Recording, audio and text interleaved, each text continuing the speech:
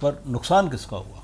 आम नुकसान जनता। तो उन लोगों का हुआ जो अपने जड़ों से काटे गए, अपने जड़ों से हटाए गए और जबरन हटाए गए, ना चाहे चाहते वहां हुए चाहे भी। यहाँ, बिल्कुल। और फिर यहाँ आने के बाद ये कहा गया कि ये पाकिस्तान से आए शरणार्थी हैं। हम पाकिस्तान से, हमारे पुरखे पाकिस्तान से आए हुए शरणार्थी नहीं थे, वो देश के उस कोने से इस तरफ आए और एक हुए चीज आपको बताऊं, इस चीज पे लोग थे जो कि विस्थापित हुए थे।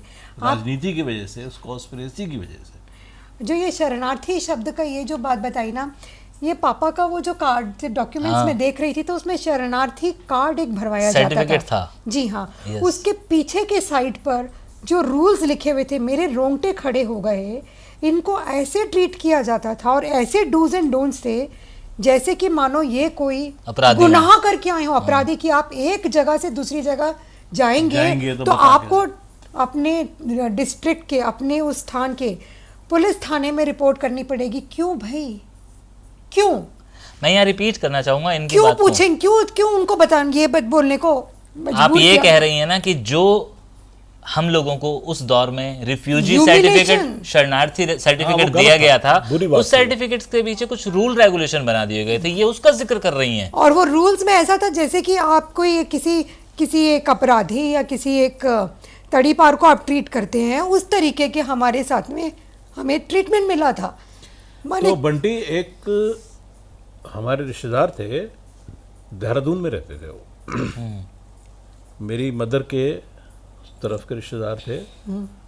उनकी साइकिल की दुकान थी देहरादून में। जी उनकी साइकिल की दुकान का नाम था पुरुषार्थी। जी, क्या बात है। बिल्कुल सही बात है। इसी बात पे मैं बोलूँ आपको, कितने सारे लोग थे, जबकि राशन सरकार ने कहा था कई जगहों पे फ्री मिलेगा, और लेकिन जो ये लोग थे, हमारे बड़े लोग थे, ये लोग कोशिश यही करते थे कि अपने दम पे चाहे मेहनत करें, मजदूरी करें, बोरी उठाएं, टाट के कपड़े बना बना के भी सिल के पहने हैं इन लोगों ने। हम अपने दम पे जो खरीदेंगे हाँ। अनाज वो ही खाएंगे। तो वो पुरुषार्थ हम थे सरकार ना। का दिया, इसीलिए ही पुरुषार्थी थे। हम वो अनाज नहीं लेंगे, हम भीख नहीं लेंगे, हम भिखारी नहीं हैं। क्योंकि मैंने 650 के ज़्यादा वीडियोस बनाए हैं, लेकिन मैंने कभी किसी वीडियो में ये नहीं बताया जो आज बताने जा रहा हूँ। मेरे नाना जो चौधरी थे, उन लोगों ने यहाँ के क्लेम ही नहीं किया। हमें कुछ नहीं मिला, एक रत्ती भर जगह नहीं मिली।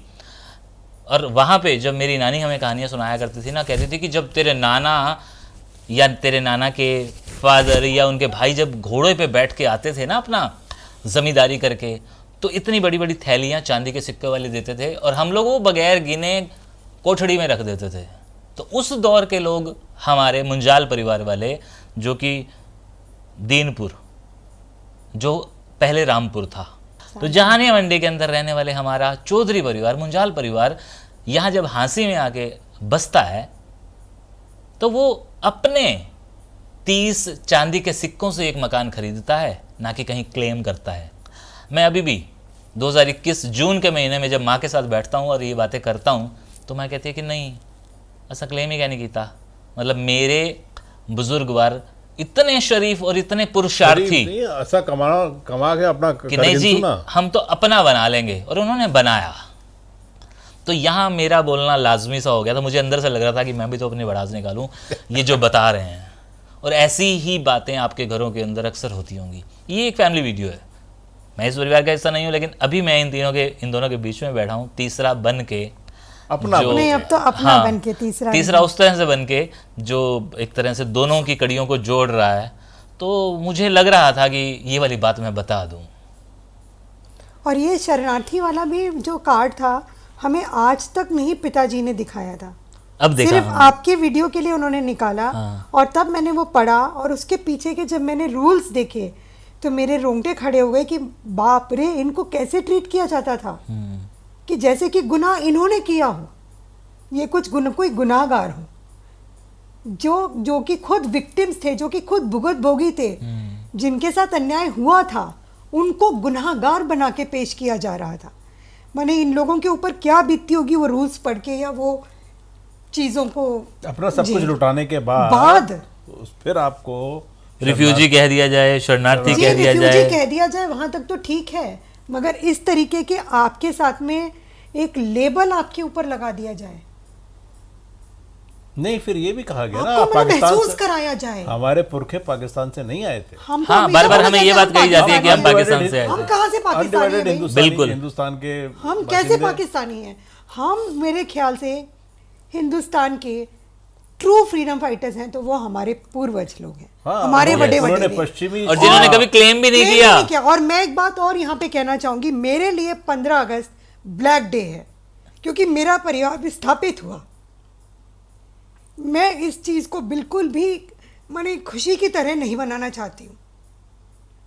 इतना आश्चर्य होता है कि जो लोग इतना भोग के आए उनको आपने कभी नहीं पूछा, कभी इम्पोर्टेंस नहीं दी, मगर 15 अगस्त को आप लोग इतनी धूमधाम से मनाते हैं। किस चीज़ की आज़ादी मिली हमको?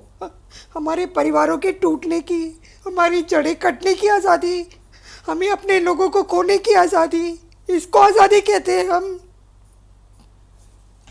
और आज भी आप कह रहे हैं कि वो 14 साल की थी और उसे अगवा कर लिया गया था जिसका कभी नहीं पता चला। तो कितने ऐसे परिवार थे? और ऐसे यहाँ ही नहीं, वहाँ भी हुए हैं ऐसे केसेस। मगर बात कुल मिला के ये है कि हमारे नेताओं को ये समझ में आना चाहिए कि किससे हमें आज़ादी दिलवाई गई थी, अंग्रेज़ों से या हमें हमारे परिवारों से, हमारे घर से, हमारे अपनेपन से, हमारी जड़ों से, हमारी पूरी बिरादरी से हमें आज़ादी दिलाई गई थी। और इस वीडियो का अंत की देंदे गली गली रो रो दुहाइयाँ लगियां दे दुख वखरे। शुक्रिया।